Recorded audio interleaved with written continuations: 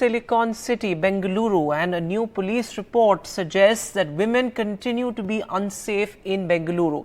In fact, over 3,200 crimes against women were reported this year as per this police report. But what seems to be a silver lining is that the conviction rate seems to be high. Of the 3,260 cases, over 3,100 cases were solved this year. But there were 176 rape cases that were reported.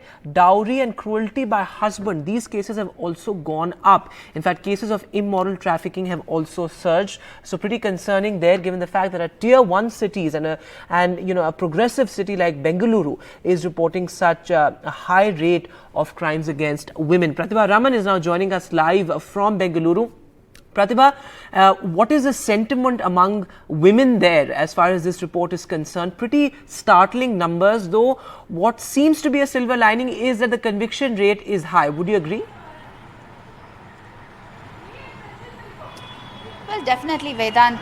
Even though the conviction rate is high, the fact that most of the cops here that I've been talking to have maintained that it is free registration of FIR that has also led to so many such cases being reported. And number two, more and more women are coming forward to report such incidents. But then what is definitely not very startling is that this is something that is not really restricted to Bangalore. So you cannot really single Bangalore out and say that it is definitely a place where women are coming forward to report such incidents. But then women's safety as an issue needs to be addressed across all metropolitan cities, as well as tier 1 and tier 2, like you've been talking about. I have with me two women who seem to agree with me on this, that Bengaluru being singled out for this is definitely not right. And number two, how safe do you feel?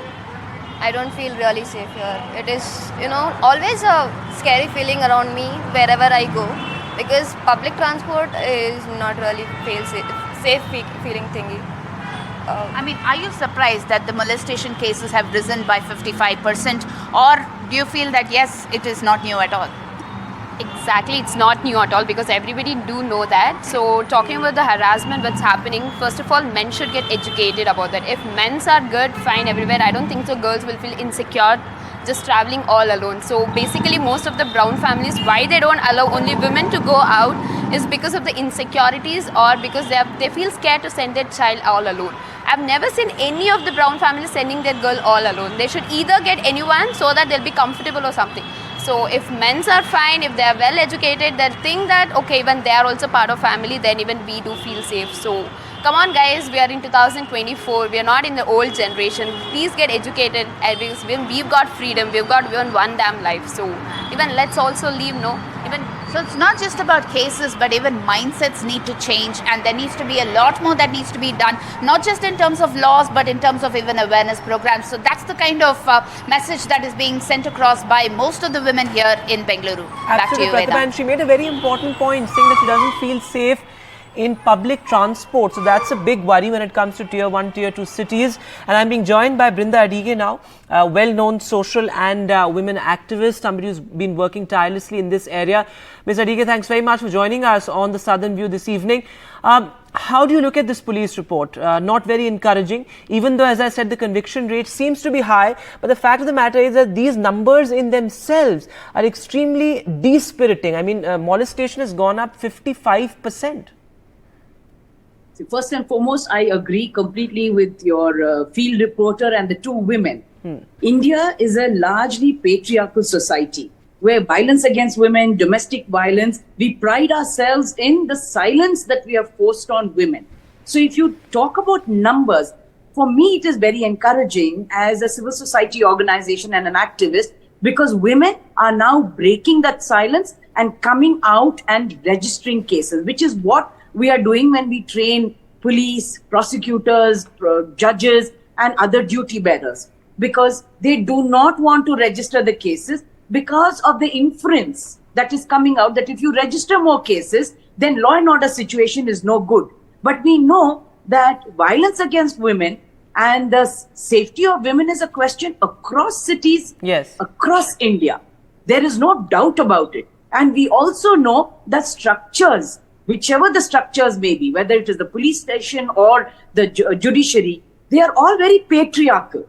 And they That's keep an interesting way of looking blaming at the it, woman. Ms. Adige, that you're saying that because there's more reporting, because there's more reportage of cases, there perhaps these numbers, which is why these numbers are high. But while we talk about the Absolutely. mindset, Ms. Adige, let's also look at police reforms, because whenever I discuss this and talk about tier 1, tier 2 cities, we also have to sort of concede and realize that there are many pending police reforms, whether it's having CCTV cameras or street lights or things like that, which make women feel safer. The numbers aside, the fact that women feel unsafe in public transport, in public spaces, we need to have more police reforms, and also, you know, things like faster PCR response, faster police response, those things also have to be looked at.